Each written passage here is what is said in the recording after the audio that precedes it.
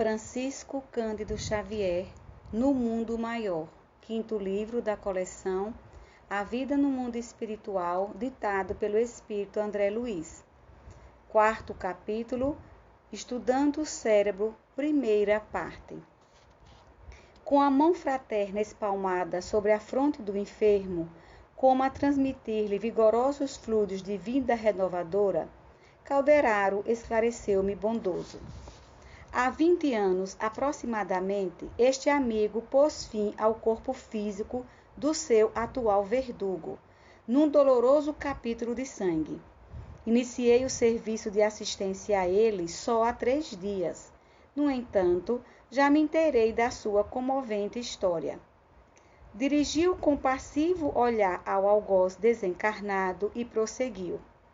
Trabalhavam juntos numa grande cidade, entregues ao comércio de quinquilharias. O homicida desempenhava funções de empregado da vítima, desde a infância, e, atingida a maioridade, exigiu do chefe, que passara a tutor, o pagamento de vários anos de serviço. Negou-se o patrão terminantemente a satisfazê-lo, alegando as fadigas que vivera para assisti-lo na infância e na juventude. Propiciar-lhe-ia vantajosa posição no campo dos negócios, conceder-lhe-ia interesses substanciais, mas não lhe pagaria vintém relativamente ao passado. Até ali guardaram a conta de um filho, que lhe reclamava contínua assistência. Estalou a contenda.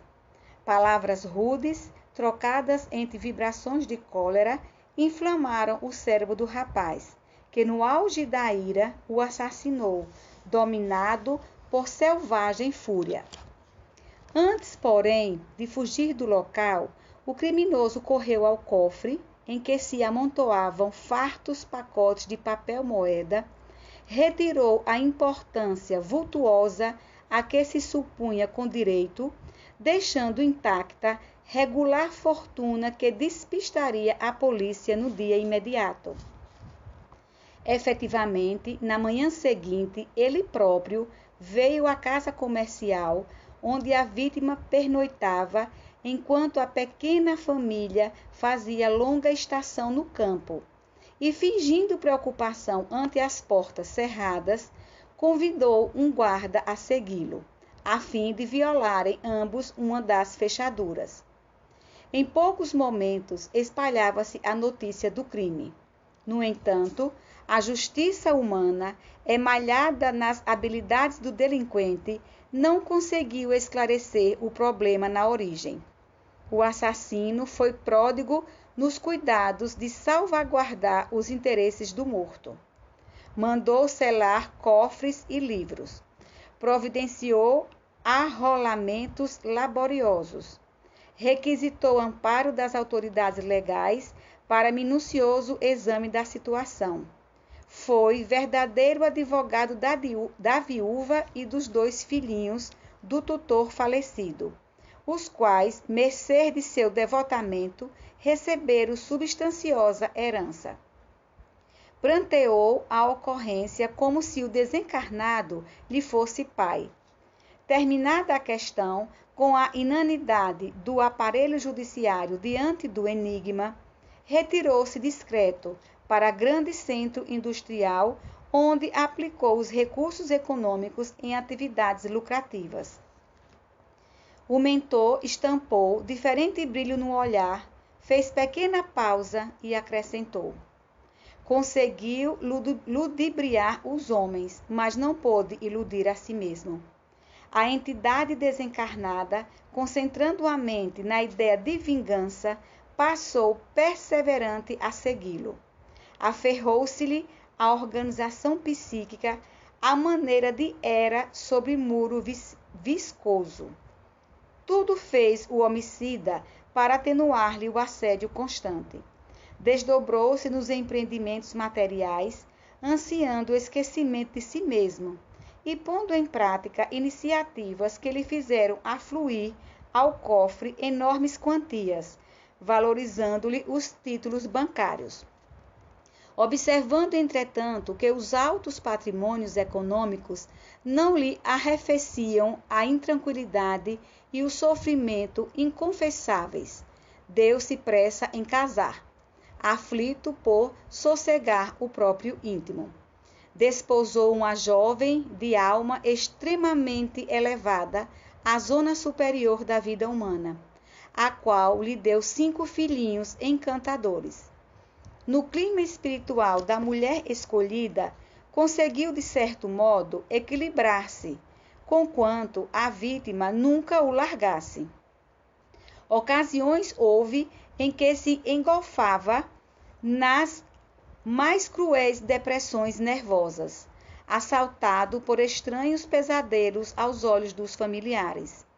Mas sempre resistia, amparado até certo ponto pelas afeições de que a esposa desde muito dispõe em nossos planos. Se as leis humanas, todavia, correspondem à falibilidade dos homens encarnados, as leis divinas jamais falecem. Conservando as forças tenebrosas acumuladas em seu destino, desde a noite do assassínio, nosso desventurado amigo manteve enclausuradas no porão da personalidade todas as impressões destruidoras recolhidas no instante da queda. Repugnava-lhe uma confissão pública do crime, a qual, de certo modo, lhe mitigaria a angústia, libertando energias nefastas que arquivara. A essa altura da narrativa, Calderaro interrompeu-se.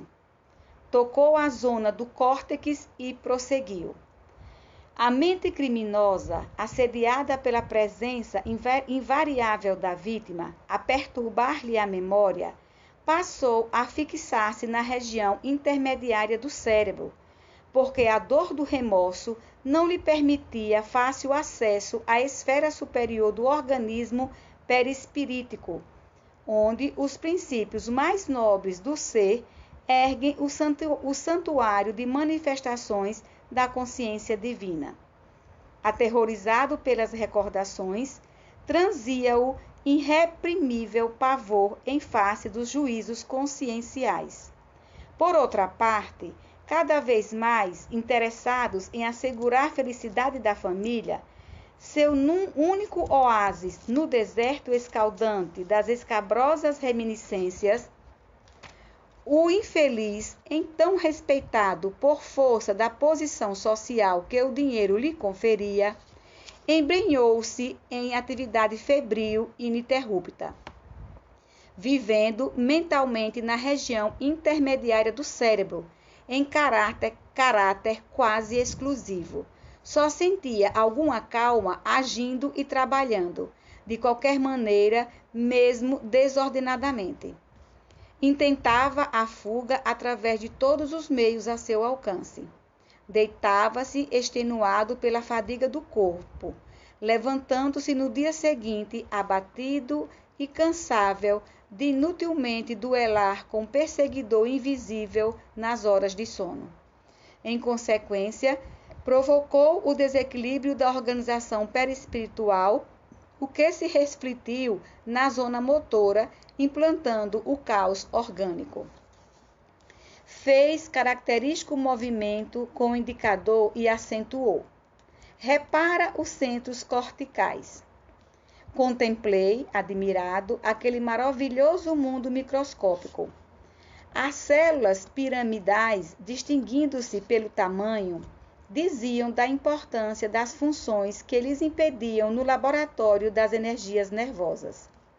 Observando atentamente o quadro, não me parecia que estivesse a examinar o tecido vivo da substância branco-cinzenta. Tive a impressão de que o córtex fosse um robusto dínamo em funcionamento. Não estaríamos diante de algum aparelho elétrico de complicada estrutura? Malgrado essas impressões, reparei que a matéria cerebral ameaçava amolecimento. Continuava perplexo, sem saber como formular os comentários cabíveis, quando o assistente me veio em socorro esclarecendo. Estamos diante do órgão perispiritual do ser humano, adeso à duplicata física, da mesma forma que algumas partes do corpo carnal têm estreito contato com o indumento. Todo o corpo nervoso da criatura constitui a representação das potências peripiríticas, vagarosamente conquistadas pelo ser através de milênios e milênios. Em renascendo entre as formas perecíveis, nosso corpo sutil, que se caracteriza em nossa esfera menos densa por extrema leveza e extraordinária plasticidade, submete-se no campo da crosta às leis de recapitulação, hereditariedade e desenvolvimento fisiológico, em conformidade com o mérito ou demérito que trazemos e com a missão ou o aprendizado necessário. O cérebro real é aparelho dos mais complexos, em que o nosso eu reflete a vida. Através dele, sentimos os fenômenos exteriores segundo a nossa capacidade receptiva, que é determinada pela experiência. Por isto, varia ele de criatura a criatura, em virtude da multiplicidade das posições na escala evolutiva. Nem os símios ou os antropóides, a caminho da ligação com o gênero humano, apresentam cérebros absolutamente iguais entre si. Cada individualidade revela-o consoante o progresso efetivo realizado. O selvagem apresenta um cérebro perispiritual com vibrações muito diversas das do órgão do pensamento no homem civilizado. Sob esse ponto de vista, o encéfalo de um santo emite ondas que se distinguem das que despede a fonte mental de um cientista. A escola acadêmica, na crosta planetária, prende-se à conceituação da forma tangível em trânsito para as transformações da enfermidade, da velhice ou da morte. Aqui, porém, examinamos o organismo que modela as manifestações do campo físico e reconhecemos que todo o aparelhamento nervoso é de ordem sublime. A célula nervosa é entidade de natureza elétrica, que diariamente se nutre de combustível adequado. Há neurônios sensitivos, motores, intermediários e reflexos. Existem os que recebem as sensações exteriores e os que recolhem as impressões da consciência. Em todo o cosmos celular, agitam-se interruptores e condutores, elementos de emissão e de recepção. A mente é a orientadora desse universo microscópico, em que bilhões de corpúsculos e energias multiformes se consagram a seu serviço. Dela emanam as correntes da vontade, determinando vasta rede de estímulos, reagindo ante as exigências da paisagem externa ou atendendo às sugestões das zonas interiores. Colocada entre o objetivo e o subjetivo, é obrigada pela divina lei a aprender, verificar, escolher, repelir, aceitar, recolher, guardar, enriquecer-se, iluminar-se, progredir sempre. Do plano objetivo, recebe-lhe os atritos e as influências da luta direta. Da esfera subjetiva, absorve-lhe a inspiração mais ou menos intensa das inteligências desencarnadas ou encarnadas que lhe são afins e os resultados das criações mentais que lhe são peculiares. Ainda que permaneça aparentemente estacionária, a mente prossegue seu caminho, sem recurso, sob a indefectível atuação das forças visíveis ou das invisíveis. Francisco Cândido Xavier, No Mundo Maior, quinto livro da coleção A Vida no Mundo Espiritual, ditado pelo Espírito André Luiz. Quarto capítulo, Estudando o Cérebro, segunda parte. Verificando-se pausa natural nas elucidações, ocorreram-me inúmeras e ininterruptas associações de ideias. Como interpretar todas as revelações de Calderaro? As células do acervo fisiológico não se revestiam de característicos próprios? Não eram personalidades infinitesimais, aglomeradas sob disciplina dos departamentos orgânicos, mas quase livres em suas manifestações? Seriam, acaso, duplicadas as células espirituais? Como conciliar tal teoria com a liberação dos micro-organismos em seguida à morte do corpo? E se assim fora, não devera a memória do homem encarnado eximir-se do transitório esquecimento do passado? O instrutor percebeu minhas percrições inarticuladas, porque prosseguiu sereno como a responder-me. Conheço-te as objeções, e também as formulei noutro tempo, quando a novidade me feria a observação. Posso, contudo, dizer-te hoje que se existe a química fisiológica, temos também a química espiritual. Como possuímos a orgânica e a inorgânica, existindo extrema dificuldade em definir-lhes os pontos de ação independente. Quase impossível é determinar-lhes a fronteira divisória, porquanto o espírito mais sábio não se animaria a localizar com afirmações dogmáticas o ponto onde termina a matéria e começa o espírito. No corpo físico, diferenciam-se as células de maneira surpreendente. Apresentam determinada personalidade no fígado, outra nos rins e ainda outra no sangue. Modificam-se infinitamente, surgem e desaparecem aos milhares, em todos os domínios da química orgânica propriamente dita. No cérebro, porém, inicia-se o império da química espiritual. Os elementos celulares aí são dificilmente substituíveis. A paisagem delicada e superior é sempre a mesma, porque o trabalho da alma requer fixação, aproveitamento e continuidade. O estômago pode ser um alambique em que o mundo infinitésimo se revele em tumultuária animalidade, aproximando-se dos quadros inferiores da vida, porquanto o estômago não necessita recordar compulsoriamente que substância alimentícia lhe foi dada a elaborar na véspera. O órgão de expressão mental, contudo, reclama personalidades químicas de tipo sublimado, por alimentar-se de experiências que devem ser registradas, arquivadas e lembradas sempre que é oportuno ou necessário.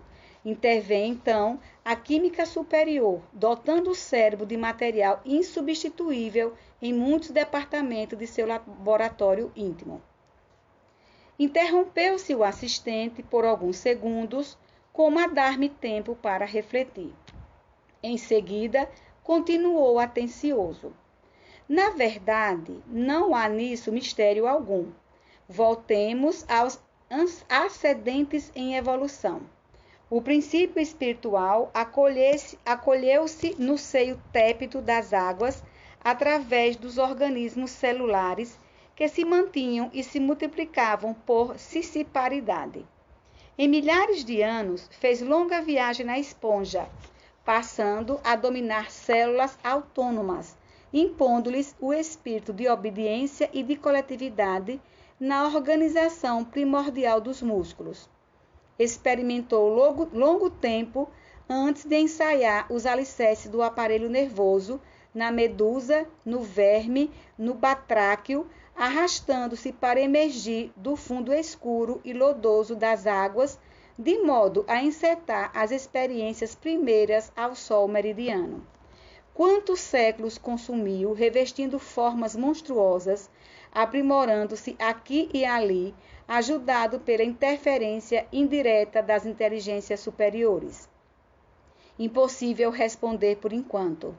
Sugou o seio farto da terra, evolucionando sem parar, através de milênios, até conquistar a região mais alta, onde conseguiu elaborar o próprio alimento. Calderaro fixou em mim significativo olhar e perguntou: compreendeste suficientemente? Ante o assombro das ideias novas que me fustigavam a imaginação, impedindo-me o minucioso exame do assunto, o esclarecido companheiro sorriu e continuou: por mais esforços que envidemos por simplificar a exposição deste delicado tema, o retrospecto que a respeito fazemos sempre causa perplexidade. Quero dizer, André, que o princípio espiritual, desde o obscuro momento da criação, caminha sem detença para a frente. Afastou-se do leito oceânico, atingiu a superfície das águas protetoras, moveu-se em direção à lama das margens, debateu-se no charco, chegou à terra firme, experimentou na floresta copioso material de formas representativas, ergueu-se do solo, contemplou os céus e, depois de longos milênios, durante os quais aprendeu a procriar, alimentar-se, escolher, lembrar e sentir, conquistou a inteligência. Viajou do simples impulso para a irritabilidade, da irritabilidade para a sensação, da sensação para o instinto, do instinto para a razão. Nessa penosa romagem, inúmeros milênios decorreram sobre nós. Estamos em todas as épocas, abandonando esferas inferiores a fim de escalar as superiores. O cérebro é o órgão sagrado de manifestação da mente, em trânsito da animalidade primitiva para a espiritualidade humana. O orientador, interrompendo-se, acariciou-me de leve como companheiro experimentado no estudo, estimulando o aprendiz humilde e acrescentou: em síntese, o homem das últimas dezenas de séculos representa a humanidade vitoriosa, emergindo da bestialidade primária. Desta condição participamos nós, os desencarnados, em número de muitos milhões de espíritos ainda pesados por não havermos, até o momento, alijado todo o conteúdo de qualidades inferiores de nossa organização perispiritual. Tal circunstância nos compele a viver, após a morte física, em formações afins, em sociedades realmente avançadas, mas semelhantes aos agrupamentos terrestres.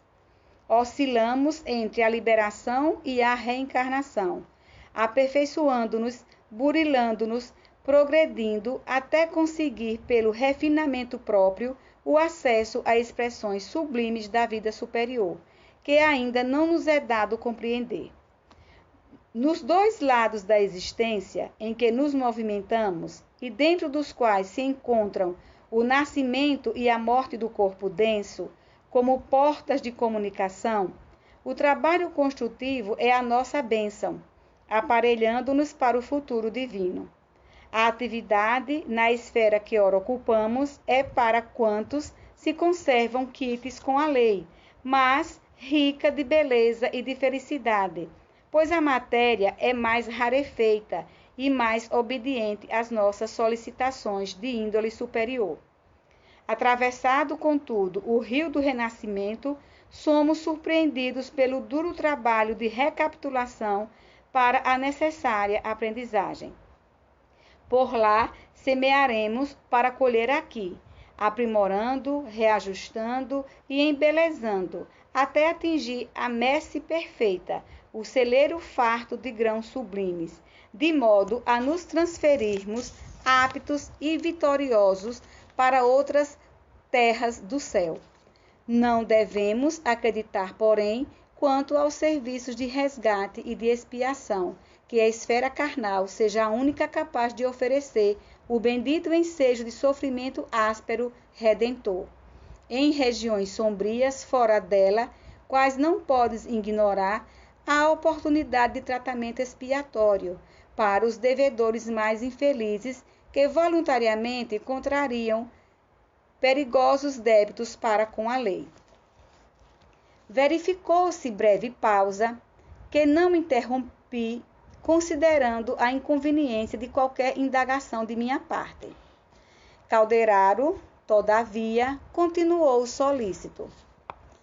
Perguntas por que motivo não conserva o homem encarnado a plenitude das recordações do longuíssimo pretérito. Isto é natural, em virtude de tão grande ascendência do corpo perispiritual sobre o mecanismo fisiológico. Se a forma física evoluiu e se aperfeiçoou, o mesmo terá acontecido ao organismo perispirítico, através das idades. Nós mesmos, em nossa relativa condição de espiritualidade, ainda não possuímos o processo de reminiscência integral nos caminhos perlustrados. Não estamos, por enquanto, munidos de suficiente luz para descer com proveito a todos os ângulos do abismo das origens. Tal faculdade só mais tarde a adquiriremos, quando nossa alma estiver escoimada de todo e qualquer resquício de sombra. Comparando, entretanto, a nossa situação com o estado menos lúcido de nossos irmãos encarnados, importa não nos esqueça que os nervos, o córtex motor e os lobos frontais, que ora examinamos, constituem apenas regulares pontos de contato entre a organização perispiritual e o aparelho físico, indispensáveis uma e outro ao trabalho de enriquecimento e de crescimento do ser eterno. Em linguagem mais simples, não são respiradores dos impulsos, experiências e noções elevadas da personalidade real, que não se extingue no túmulo e que não suportariam a carga de uma dupla vida. Em razão disto, e atendendo aos deveres impostos à consciência de vigília para os serviços de cada dia, desempenham função amortecedora. São quebra-luzes, atuando beneficamente para que a alma encarnada trabalhe e evolva. Além disto, nascimento e morte na esfera carnal para a generalidade das criaturas são choques biológicos imprescindíveis à renovação. Em verdade, não há total esquecimento na crosta terrestre, nem restauração imediata da memória nas províncias da existência que se seguem, naturais ao campo da atividade física. Todos os homens conservam tendências e faculdades que quase equivalem à efetiva lembrança do passado. E nem todos ao atravessarem o sepulcro, podem readquirir repentinamente o patrimônio de suas reminiscências. Quem demasiado se materialize, demorando-se em baixo padrão vibratório no campo da matéria densa, não pode reacender de pronto a luz da memória. Despenderá tempo a desfazer-se dos pesados envoltórios a que inadvertidamente se prendeu. Dentro da luta humana, também é indispensável que os neurônios se façam de luvas mais ou menos espessas, a fim de que o fluxo das recordações não modere o esforço edificante da alma encarnada, empenhada em nobres objetivos de evolução ou resgate, aprimoramento ou ministério sublime. Importa reconhecer, porém, que a nossa mente aqui age num organismo perispirítico, com poderes muito mais extensos, mercê da singular natureza e elasticidade da matéria, que presentemente nos define a forma. Isto, contudo, em nossos círculos de ação, não nos evita as manifestações grosseiras, as quedas lastimáveis, as doenças complexas, porque a mente, o senhor do corpo, mesmo aqui, é acessível ao vício, ao relaxamento e às paixões arruinantes. Francisco Cândido Xavier, No Mundo Maior, 5º livro da coleção A Vida no Mundo Espiritual, ditado pelo Espírito André Luiz, 4º capítulo, Estudando o Cérebro, 3ª parte. Nessa altura das elucidações, arrisquei uma pergunta no intervalo que se fez espontâneo. Como interpretar de maneira simples as 3 regiões de vida cerebral a que nos referimos? O companheiro não se fez rogado e redarguiu. Nervos, zona motora e lobos frontais no corpo carnal, traduzindo impulsividade, experiência e noções superiores da alma, constituem campos de fixação da mente encarnada ou desencarnada. A demora excessiva num desses planos, com as ações que lhes são consequentes, determina a destinação do cosmo individual.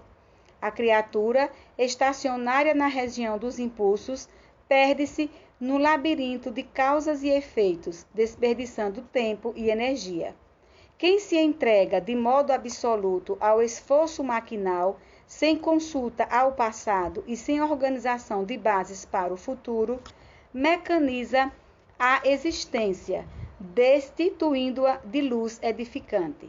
Os que se refugiam exclusivamente no templo das noções superiores sofrem o perigo da contemplação, sem as obras da meditação, sem trabalho, da renúncia sem proveito.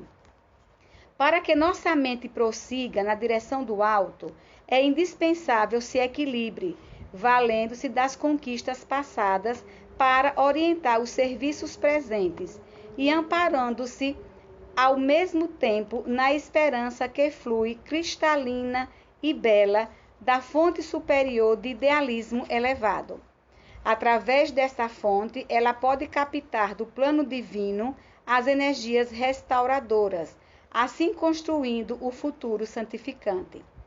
E como nos encontramos indissoluvelmente ligados aos que se afinam conosco, em obediência a indefectíveis desígnios universais, quando nos desequilibramos pelo excesso de fixação mental num dos mencionados setores, entramos em contato com as inteligências encarnadas ou desencarnadas em condições análogas às nossas. O instrutor, com ar fraternal, indagou: entendeste?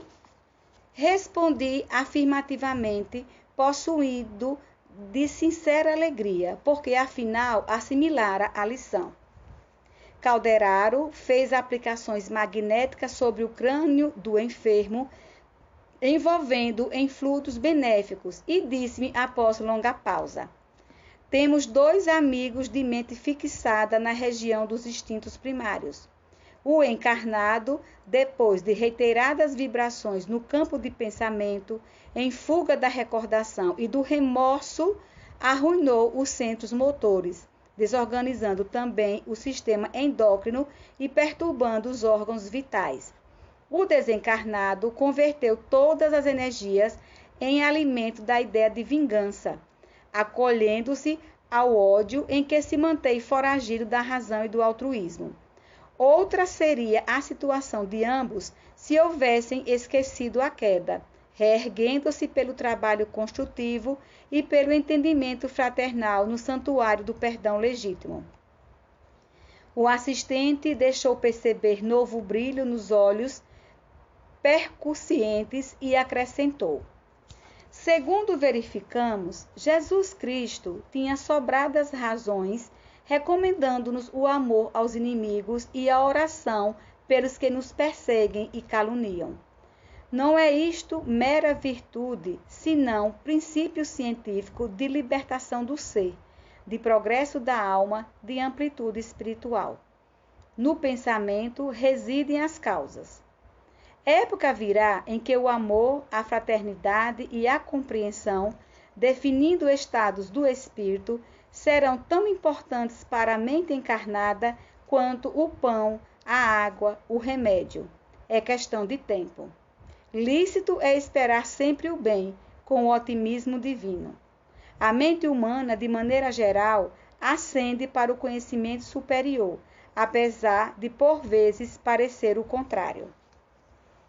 Em seguida, permaneceu Calderaro longos minutos em vigorosas irradiações magnéticas, que, envolvendo a cabeça e a espinha dorsal do enfermo, se me afiguraram fortemente repousantes, porque em breve o doente, antes torturado, se abandonava a sono tranquilo, como se sorvera suavíssimo anestésico. Dentro em pouco encontrava-se em nosso círculo, temporariamente afastado do veículo denso, tomado de pavor perante o verdugo implacável, que se mantinha sentado, impassível, num dos ângulos do leito. Verifiquei que o enfermo não nos notava a presença, qual acontecia com o algoz em muda expectativa. Contava com certo que o assistente os cumulasse de longas doutrinações. Calderaro, porém, guardou absoluto silêncio. Não me contive, interroguei-o. Por que os não socorrer com palavras de esclarecimento? O doente parecia-me aflito, enquanto o perseguidor se erguia agora mais agressivo. Por que não sustar o braço cruel que ameaçava o infeliz? Não seria justo impedir o atrito que acarretaria consequências imprevisíveis ao companheiro hospitalizado? O instrutor ouviu-me sereno e respondeu: falaríamos em vão. André, porque ainda não sabemos amá-los como se fossem nossos irmãos ou nossos filhos. Para nós ambos, espíritos de raciocínio algo avançado, mas de sentimentos menos sublimes, são eles dois infortunados e nada mais. Damo-lhes, no momento, o de que dispomos, isto é, intervenção benéfica no campo de seus sofrimentos exteriores, nos limites de nossas aquisições, no domínio do conhecimento. Olhou para a grande porta próxima e acentuou: a providência não foi, porém, esquecida. A irmã Cipriana, orientadora dos serviços de socorro do grupo em que coopero, não pode tardar. Mais alguns instantes, durante os quais o verdugo e a vítima reciprocavam palavras amargas, e o prestimoso mentor prosseguiu: lembraste de Pessegur? Sim, recordavam de modo vago. Fez-se em meu cérebro uma livre associação de ideias, rememorando estudos que levaram a efeito sobre certas realizações de Charcot. Não podia, entretanto, especificar particularidades, portanto, a psiquiatria não fora meu campo direto de trabalho na medicina. Tornou Calderaro solícito. De Puysegur foi dos primeiros magnetistas que encontraram o sono revelador, em que era possível conversar com o paciente noutro estado consciencial que não o comum. Desde então, a descoberta impressionou os psicologistas. Com ela, surgia nova terapeuta para tratamento das moléstias nervosas e mentais. Entretanto, para nós, neste lado da vida, o fenômeno é corriqueiro. Diariamente, milhões de pessoas adormecem sob a influência magnética de amigos espirituais, a fim de serem auxiliadas nas resoluções inadiáveis. E por que não tentarmos o esclarecimento verbal agora a estes nossos amigos? Insisti, ansioso por minha vez, observando os infortunados contentadores que se trocavam insultos e acusações. Porque, se o conhecimento auxilia por fora, só o amor socorre por dentro, acrescentou o instrutor tranquilamente. Com a nossa cultura, retificamos os efeitos quanto possível, e só os que amam conseguem atingir as causas profundas. Ora, os nossos desventurados amigos reclamam intervenção no íntimo para modificar atitudes mentais em definitivo. E nós ambos, por enquanto, apenas conhecemos sem saber amar. Nesse momento, alguém assomou à porta de entrada. Oh, era uma sublime mulher, revelando idade madura, nos olhos esplendia-lhe brilho meigo e enternecedor. Curvei-me, comovido e respeitoso. Calderaro tocou-me o ombro de leve e murmurou-me ao ouvido: é a irmã Cipriana, a portadora do divino amor fraternal que ainda não adquirimos.